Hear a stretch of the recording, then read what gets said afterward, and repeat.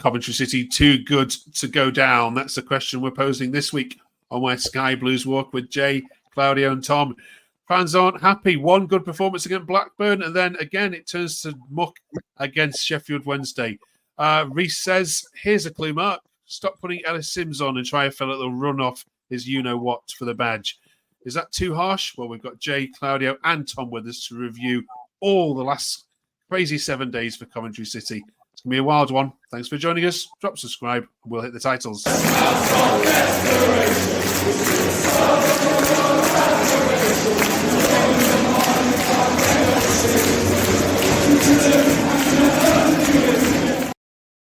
Welcome back. We're very thankful for you watching. Hope you've had a good week out there. We are talking Sheffield Wednesday, of course. In this particular episode, we're also talking about home game atmospheres because there's a lot of reports out that the Championship atmospheres are a little bit flat at the moment up and down the country. So we'll ask this lot what it's like at the CBS, and we're asking what's the earliest you've ever left a Coventry City game. This is, of course, because most Sunderland fans missed their equalising goal as Meslier threw it into the back of his net. But what's the earliest you've ever lost a Coventry game? We'll get to that in a minute. But first off, let's talk Sheffield Wednesday. I know you don't want to, Claudio, but what went wrong? Oh, what went wrong? We never got started. It's a similar pattern. I think I may have mentioned it before. You know what's going to happen. We either start on the front foot and we look really good and positive, and on Saturday we just resorted to type. We started slowly. It was sloppy. We scored a goal, I thought, against a run of play. And then you think, come on, we're going to build on this, surely. But it just didn't happen. And we had bits and bobs in the second half. I don't know what the lads think. We had a go, but really two terrible defensive errors. And, when we had the ball as well, which is what's so frustrating. Give the ball away, get punished. It's not great. And it's a pattern that seems to be forming at the minute this season. We can't seem to get out of it. It's a very difficult start this season. Has been very difficult. Jay, it's been mentioned before that Coventry don't start well, but this isn't just a bad start. These are bad performance after bad performance, isn't it? Where do you stand on it? Yeah, I think obviously the last couple of years we've had excuses. This year, no real excuse. But even last year, we were playing well. We were creating a lot of chances, missing sitters. This year, our XG apparently on paper is supposed to be quite good, creating a lot of chances. I personally don't really see it. We get half chances, but yeah, it's just the performances are not good at all. As Claudio said, they're slow, they're laboured, there's no fight, no passion. I thought we played okay against Blackburn midweek.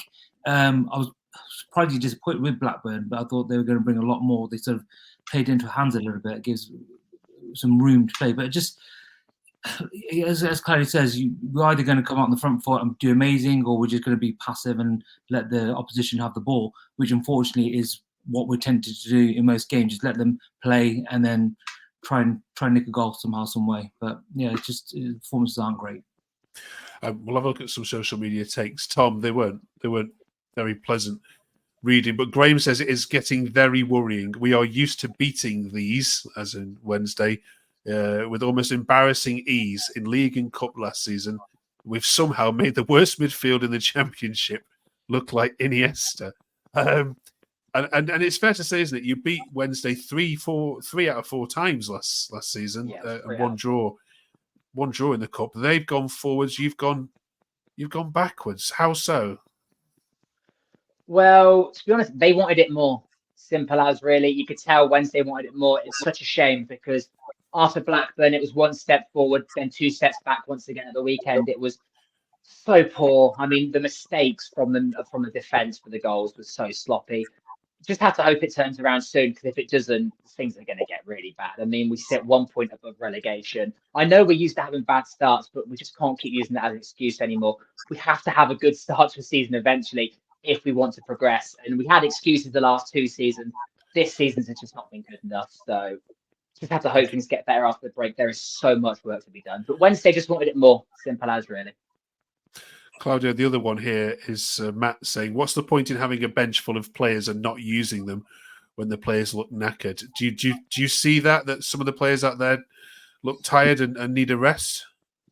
Well, in previous seasons, we're being told that he didn't utilise the subs because he didn't think the bench was strong enough.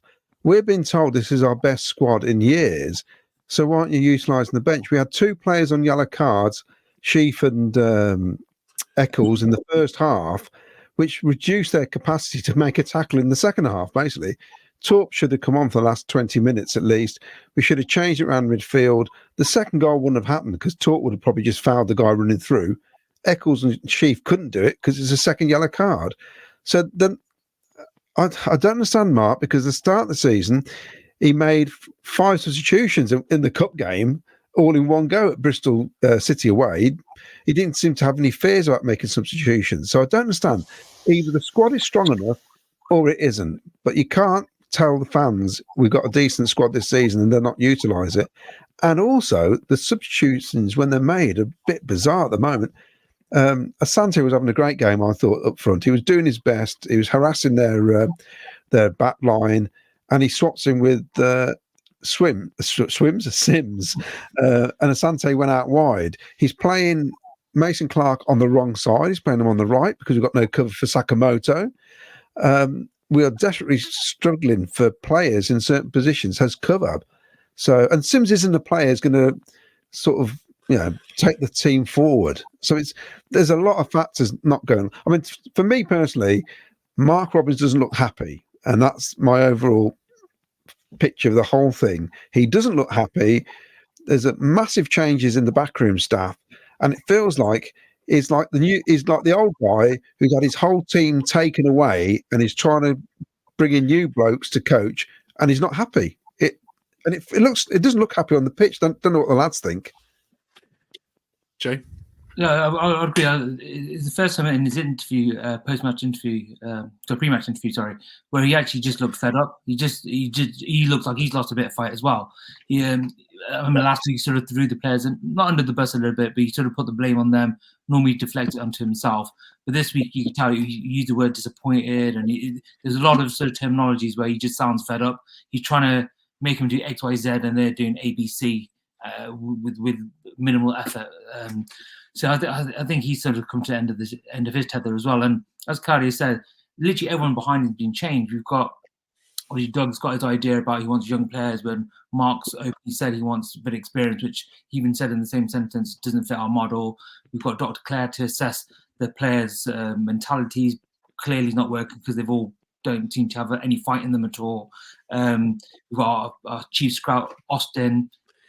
Key areas missed for us in central midfield and central defence, right wing potentially as well. It just seems to be a lot of voices, and Mark's unfortunately not getting his voice heard, as it looks like it's frustrating him. Okay, Tom, the international break is now upon us. Is it come at a good time for Coventry, or would you sooner get the Preston game next week and put this wrong right? Oh, I definitely think it's come at a good time. I'm not just saying that because I'm going to the England game on Thursday against Greece. I'm not just saying it for that reason, but also because it's so much work to be done. Obviously, a lot of players are going to go on international duty. I think about 7 of them. So I'm not going to have them all in for training, but the ones you do have in for training, work their socks off because they have a lot of work to do. But when the players come back, bring them all together, go through what they've done wrong and what needs to improve, and hopefully finally win at Preston, because that game is huge, massive game. Yeah, easily said than done. Win away at Preston. It's not something that Coventry do, is it? More on that next week. All right, thank you for that. We'll leave that one to one side. Before we go, I want to ask you about home match atmospheres. We've spoken to lots of clubs who are saying they're just reporting the Championship hasn't lit up yet this season. Leeds, both Sheffield clubs, Sunderland, Hull, Norwich, all saying it feels a bit flat at times. And I wanted to ask you, I know results haven't been great, but what's it like at the CBSJ this season compared to previous? Again, I've only been a couple of times myself this year. First time I went with Oxford with my daughter. Atmosphere was fantastic. Yesterday, again, I think it's sort of a bit of a chicken egg situation where the performances aren't great, so the fans are trying to sing, but because the performances are flat, the crowd goes flat. We have a sort of a little burst around 60 minutes or so. But again, I think it's sort of the performances are flat, so the fans are going a bit flat. So yeah, it's not. It's understandable, yeah. But Claudio, in terms of your expectations, do you still expect it to be a little more rowdy and raucous, even though the players aren't putting it in? Like Jay says, the Oxford game was superb. The atmosphere was brilliant, but I think it's been really flat at the CBS.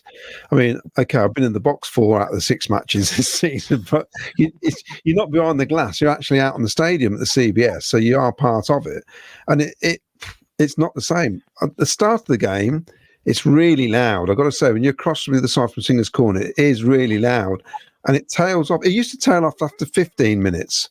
Or even 20 minutes last season. It's tailing off after 5 minutes now, but of course it's chicken and egg, like Jay says. It's us and them, and I think the players have to do something enough to rouse up the atmosphere. And I agree, Jay. On 60 minutes for 10 minutes, it was brilliant again on Saturday. But it's there. It's not there at the minute. It does feel a bit flat. So I think it's disappointment's causing the flatness. That's completely understandable. And the last one I want to ask you then: what's the earliest that you've all left a Coventry City game? I imagine that all 3 of you are stalwarts and you don't leave. But Tom, has there ever been a time where you've left, at a questionable minute in the game?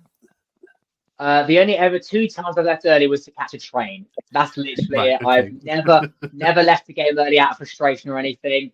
I just can't do it. You never know what's going to happen. I mean, you look at 2 or 3 seasons ago, we scored like 5 different 90th minute goals. You can't leave. I mean, look at the Sunderland game. Never have, except for trains. Then won't happen again. So I never do. Jay?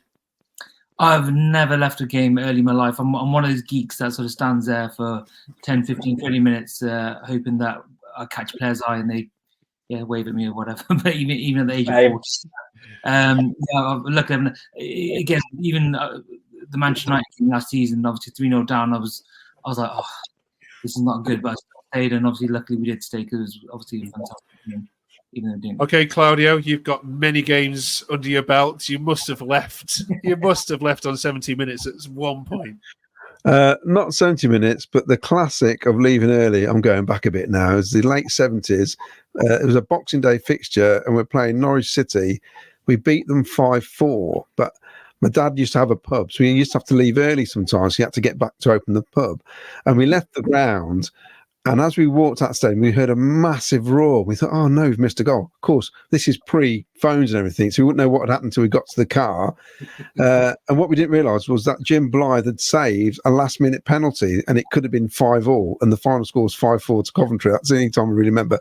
And another time was about 4 seasons ago. We played Luton in League One. The weather was horrendous, and we were drenched getting into the ground, and I was just soaked throughout the whole game. We were losing 2-0, and I left about 5 minutes from the end, and I think we had a penalty in the last 5 minutes, but we lost 2-1, so it didn't matter, and I managed to get home before beat the traffic, because I'd had enough, basically. It was too wet. Cheers for that, all of you. Can you beat that? Drop them below. What's the earliest you've ever left a Coventry City game? All right, we'll catch you next week when, of course, we're talking all things Preston and that hoodoo. Is this the year? Is this the year the jinx is broken? See you next week.